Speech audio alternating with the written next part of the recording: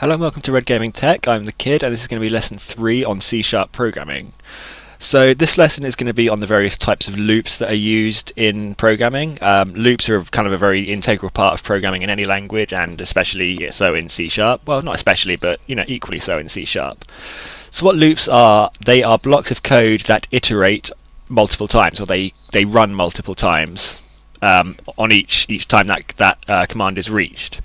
So the examples of the most common types of loops that you're going to be coming across. The first one I've got here is an if, which isn't actually a loop, it's actually a conditional statement, but it's loosely related to loops in its syntax, and we've already been through if statements. We're saying if this is true, then do this. We've been over that in a previous lesson. You can go back and watch that if you need to refresh your memory on how if statements work. But an if is a conditional statement, not a loop. So the first kind of loop we're going to look at is what's called the for loop. Now the for loop is a type of loop in which you can either take an external variable or create a variable which is going to work as a counter. So it takes three components, this, and this, and they are separated by semicolons. The first piece of information is what you're going to be using as the counter. Now it can be an external variable or you can create a new variable like I just said. So in this case I'm creating a new variable right here. Its type is integer, it's called count, and its initial value is 0. The next piece of information you're going to give it is what's called the break condition. So it's going to be the condition that breaks this loop. And in this case, you're saying that if count is less than or equal to 1, then break the loop. It's done. The third piece of information you're going to give it is what's going to happen on each iteration of the loop. So in this case, we're going to say count plus plus. Count is iterated by 1, or is accumulated by 1 on every iteration of the loop. So you're saying there exists a counter, its value is 0, until that counter, the value of that counter is less than or equal to 1, or while that counter is less than or equal to 1, then bloody hell, add 1 to it on each iteration until this becomes false, and then you stop. And what we're going to do on each iteration goes between these two curly brackets, and all we're going to do is output the value stored in B, which is one of the 3 variables I've declared up here just to use in this example. Now the next 2 loops are commented out at the moment, and you'll see why in a second. But for now, I'll just run this program. I've got my console.readline at the bottom to catch the program before it exits. And all I'm doing is I'm declaring 3 variables, and I'm saying if A is equal to 1, which it is, then write this line. And then we're going to create a counter here, and while it's less than or equal to 1, we're going to add 1 to it on each iteration, and on each iteration we're also going to output this line. So if I run that, we get, I don't know, it might be too small to see, we get 1, 2, 2. So if A is equal to 1, write that line, so it's written that line, then it enters this loop. So count is instantiated at 0, then while it's less than or equal to 1, we're going to add 1. So the reason that runs twice is because count is initially 0, it runs this line of code, comes back to the beginning, adds 1 to that counter, so that counter is now equal to 1, runs the line again, comes back to the start, adds another 1, so that counter is now equal to 2, so we've met our break condition, so it breaks the loop and stops running it. So that's the basic idea of how a for loop works. I'm going to comment out the for loop at this point, just so we can work with something else. So the next thing we're going to look at is what's called the while loop. So what a while loop is technically a loop that can run infinitely, potentially. So you're saying, while this is true, do whatever's between these curly brackets over and over and over again. On each iteration, do this while this condition is true. Or false. If you say while something is not equal to this, then it can be while it's false, and then until it's true, it'll keep doing it. So let's make it do something. So we'll output the value of C as a string. So now what we're going to see, or actually what we're causing here, is an infinite loop, because we declare that C is equal to 3 at the top of the program, and here we're saying that while C is equal to 3, do this. Loop over this piece of code over and over again. Now, because C will never not be equal to 3 in this piece of code, that condition will always be true. So what will happen is this. Now, it's kind of hard to see it, but what it's doing is just outputting 3 over and over and over and over again. It'll keep doing it until the computer runs out of memory, so I'm just going to terminate that. Now, because C will never not be equal to 3, it will just keep running that piece of code indefinitely. Now, that's something you want to avoid in programming generally. You generally want to avoid infinite loops, because they will just keep going until the computer runs out of memory and either the program will crash or your computer will blue screen, for example. That's a while loop. Now, the other kind is what's called a do-while loop, and it's very similar to a while loop. All you're saying is do is the declarator, do this while this condition is true. So it's very similar to the while loop, it's just a different formatting. You're saying do this while this is true. Now again, in this case, we're saying while C is equal to 3, and C of course is equal to 3 and will never not be equal to 3. So the same as the while loop, if we run the program, it'll just keep outputting 3 until the computer runs out of memory. So those are the basic kinds of loops. Let me just comment this one out. So we can look at some things. I always get my keys the wrong way around. So some things we can do with loops are, for example, rather than just outputting a string, we can, for example, manipulate the variable b in some way. So we can say b++. And now on every iteration of this loop, every iteration of this for loop, it's also going to add 1 to b and then output it. So you'll notice now we get 1, 3, 4. Because b is initially equal to 1. Oh, sorry, b is initially equal to 2. Sorry, because it's outputting the 1 that is the value of a. So it's outputting 3, 4. Because b is initially equal to 2. So the first time it runs, it adds 1 to b and then outputs the value of b. Second time round, it adds this 1 to count, adds another 1 to b, and then outputs it again. So its initial value is 2, but before it even outputs it, it's adding 1 to it, which makes it start it. By the time it's output, it's 3. If we move that incrementation thingy, my bob, and put it in the right place,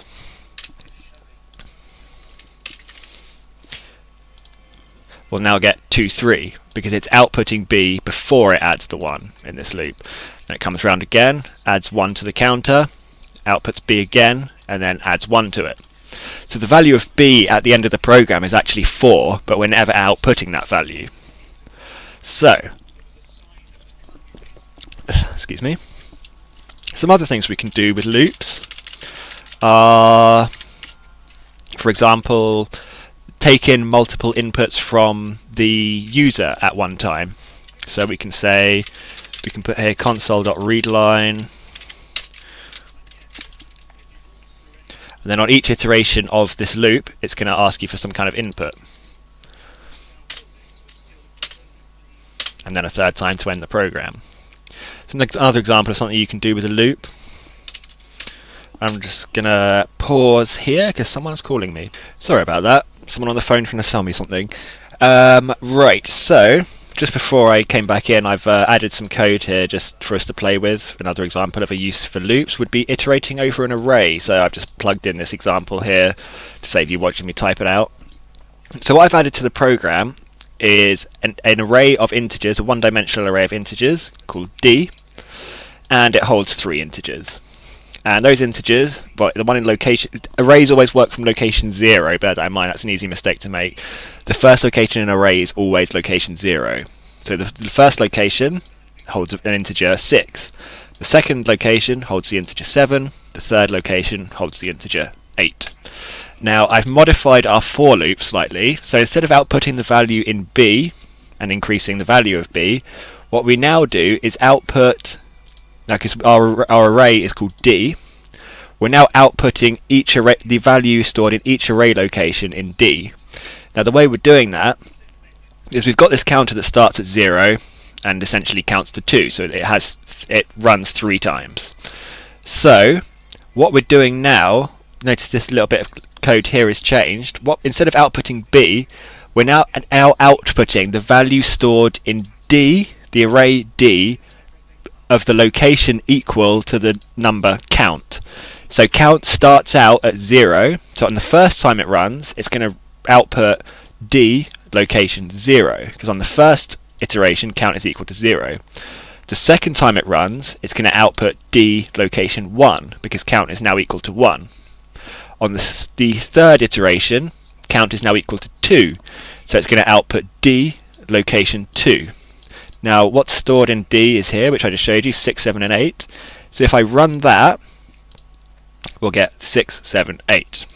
So each time it runs through, it's outputting D location count, if that makes sense. I don't know if I worded that properly. What this means is you're saying I want to output one of the array locations of D, and the value of that, the number of that location is equal to the value of count. So on the first time it's 0, second time it's 1, third time it's 2. So that's a way of iterating over an array and either manipulating the values stored in it in some way, or just outputting them in this case. So that's kind of a more efficient way of using array locations, because you could just say console caps lock dot write line D 0 dot to string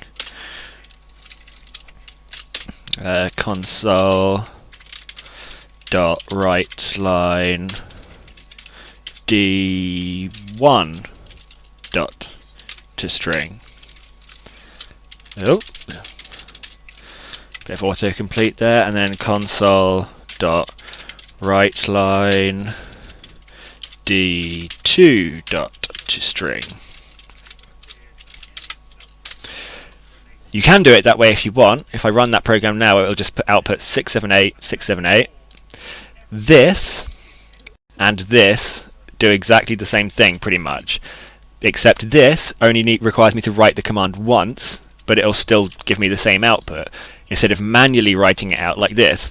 And it allows you to be a bit more dynamic in how you do that, because I can modify this loop to output more locations without adding extra lines of code. For example, say I say D is now 5 locations, and now you can actually use a for loop to set the initial value of array locations in very much the same way. I will show you that in just a sec. So I'm just going to add 2 new locations, and their values are going to be 9 and 0.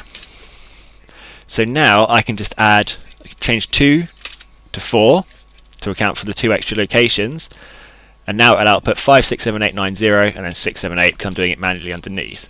So I can scale the number of iterations in that loop to make it do the same thing more times without adding extra lines of code, because with this system here, to output those 2 extra locations, I'd have to add 2 extra lines of code. So it's a much more efficient way of doing it. Now I mentioned just a second ago you can actually set the value of the initial value of array locations using a for loop. I will show you how to do that now. It's very similar to the system we're using below, where we're outputting them. Create a new for loop and we're declaring a new counter. Its value is 0. While it's less than or equal to, we've got 5 locations, so 4. And on each iteration we're just going to add 1 to it. Why has it got a red light? I don't know, it's just catching up with me. And then we can say D count equals count. Now if I comment this out,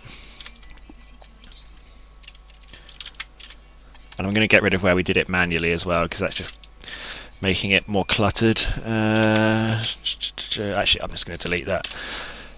So now what we're doing is we're using a loop to put a value in each of those array locations, and all we're doing is on each iteration, count is initially 0 on the first run through, so it equals 0. So we're saying D location 0, set its value to the value of count, which is 0. Second time round, count is now equal to 1, so we're saying if D the location in D of value count, which is 1, now equals the value of count, which is 1, and this goes on for each iteration. So the locations 0 to 4 in D, their values will now equal 0, 1, 2, 3, 4. So if I run the program, we get 0, 1, 2, 3, 4. So we've saved ourselves some work by just using a loop to initialize those array locations with a value. And obviously you can scale that, so if you wanted to double the size of your array to 8, just tap an 8 in there. It's again scalable without having to add extra lines of code. Now, let's see, let's just do a bit of cleaning up here. I'm going to get rid of this if statement as well, we're not using that.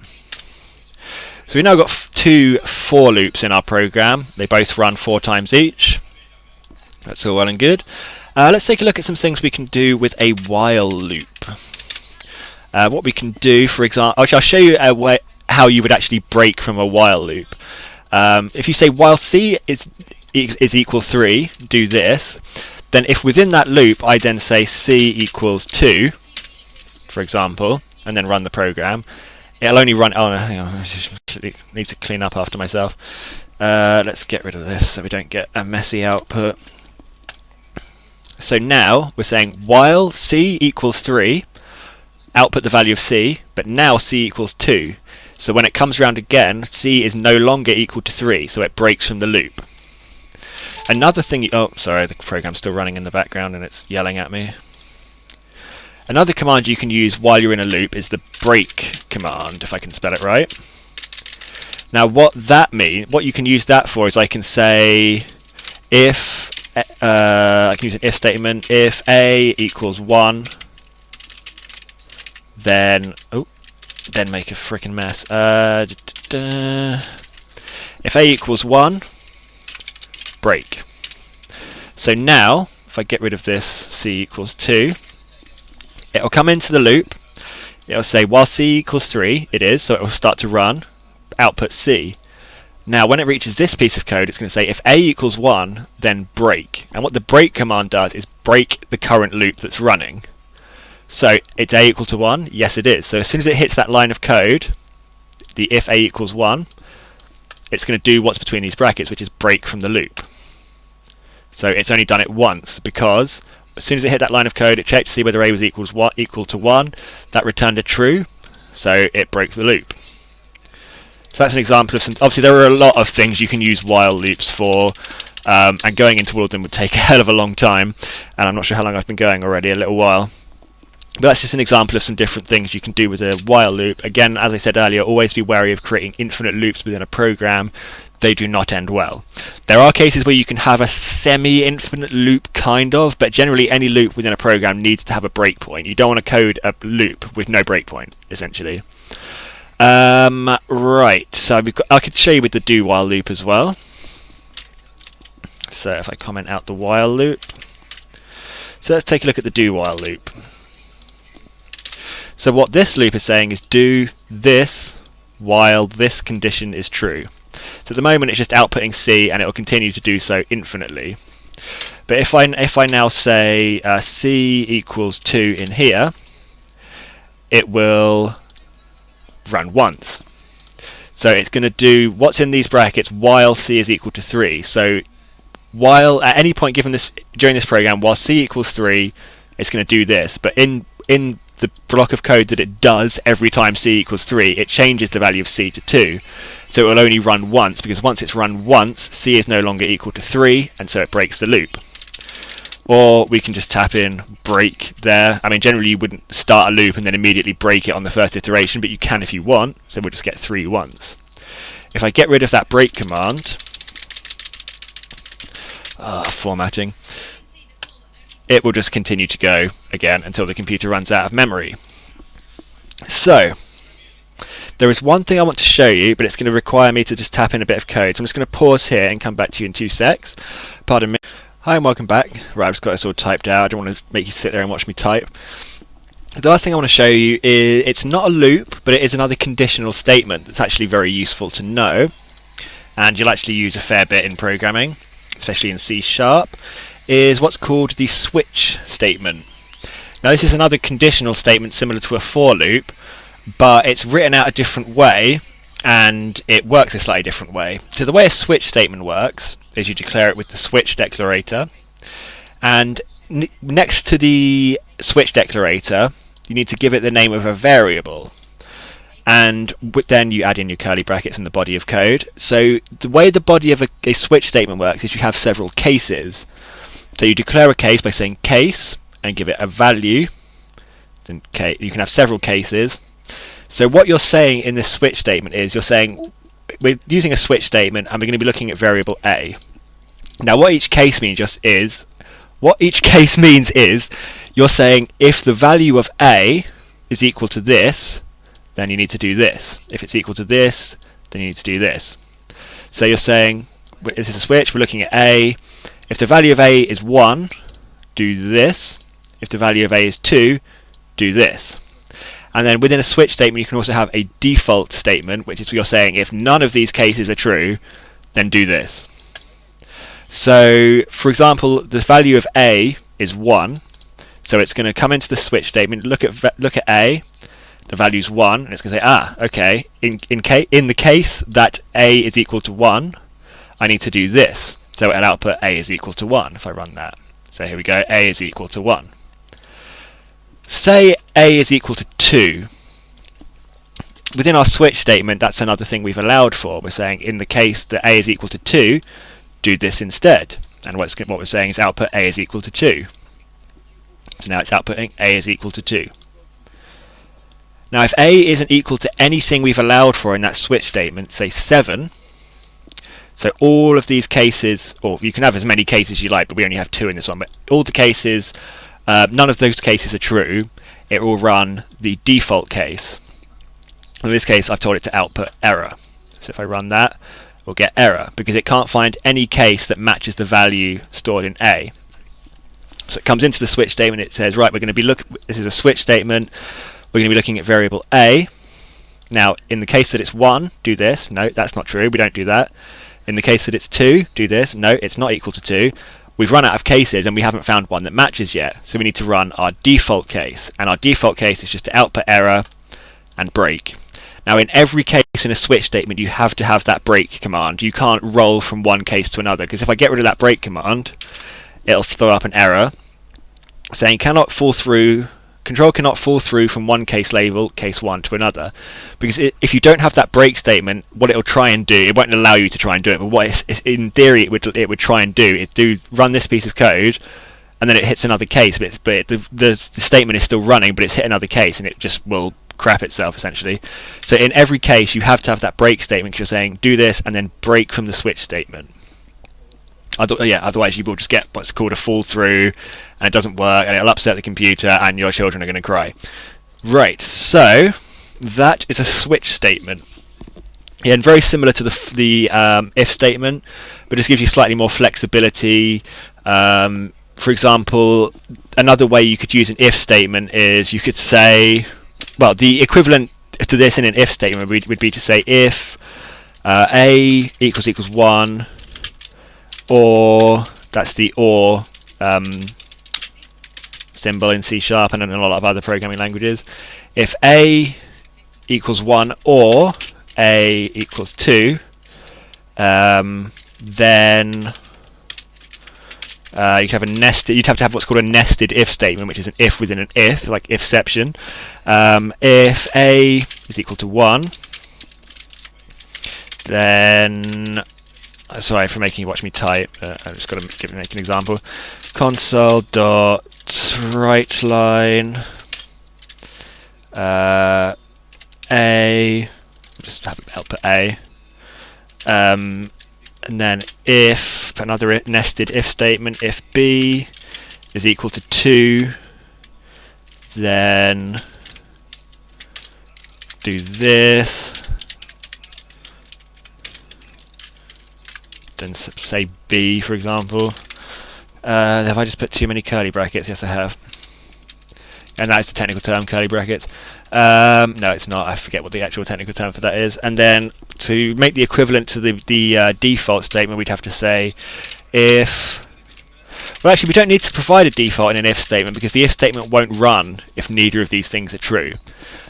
So what we're doing here is essentially the same thing we're doing in our switch statement. We're saying if A is equal to 1 or it's equal to 2, then we're going to run this block of code. And within that block of code, we're saying if it's equal to 1, do this. If it's equal to B, do this. So if we set A to be equal to 2, we'll get an output of B. We've got A is equal to 2 and then B. If we change that back to 7, our switch statement will output error, but our if statement we put at the bottom won't do anything because neither of these things are true, so the if statement won't even run. There is another type of statement that I'm thinking about mentioning, but I'm not sure whether I should just yet. But the advantage of a switch statement is it's just a lot less messy than having using an if statement for the same thing, because say A can have 100 different values, then we'd have to say if A is equal to 1 or A is equal to 2 or A is equal to 3 or A is equal to 4 or A is equal to 5 or A is equal to 6, and you'd have to write out every single one all in one line of code, and it'd be a right mess. Then we'd have to do again 100 if statements here, whereas with a switch statement we can just look at it and say if this is its value, do this, boom, done.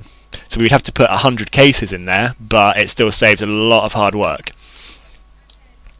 Now, should I bring up that other type of statement? Yes, I will, but it's going to require a bit more preparation. Sorry for the jump cutting, bear with me one sec.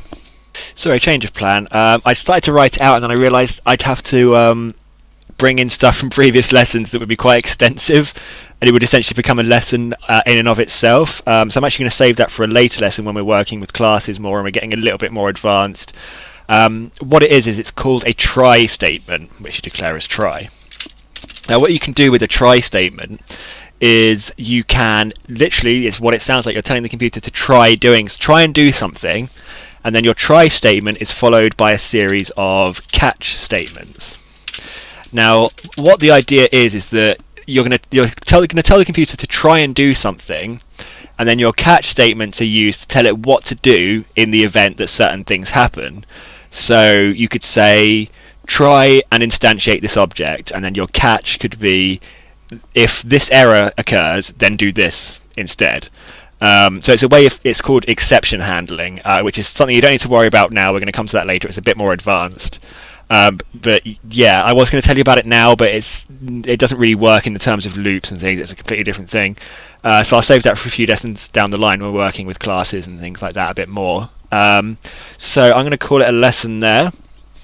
So this has been a lesson on loops and fun things like that, switch statements, if statements which you'd already looked at, the uses for both. I mean, they all have a million uses. I'm just picking very basic usages for now. So that's been an overview of loops and how they apply to programming and things like that. So this will all become more practical down the line. At the moment I'm still just setting out the very basic concepts, but we're going to build something out of this eventually as we go further in the lessons. So this has been lesson 3 on C# programming with me, the kid, here at Red Gaming Tech. If you have any questions or comments, pop them in the comments section or head over to our Facebook. Just do a search for Red Gaming Tech on Facebook, follow us, post a comment or send us a message or whatever. Just start it with @thekid, just @thekid, not @thekid, @thekid, and I'll be sure to pick it up and answer your question, or just pop it in the comments. I do check these regularly and I'll get back to you as soon as possible. So thanks for watching. This is Red Gaming Tech signing out.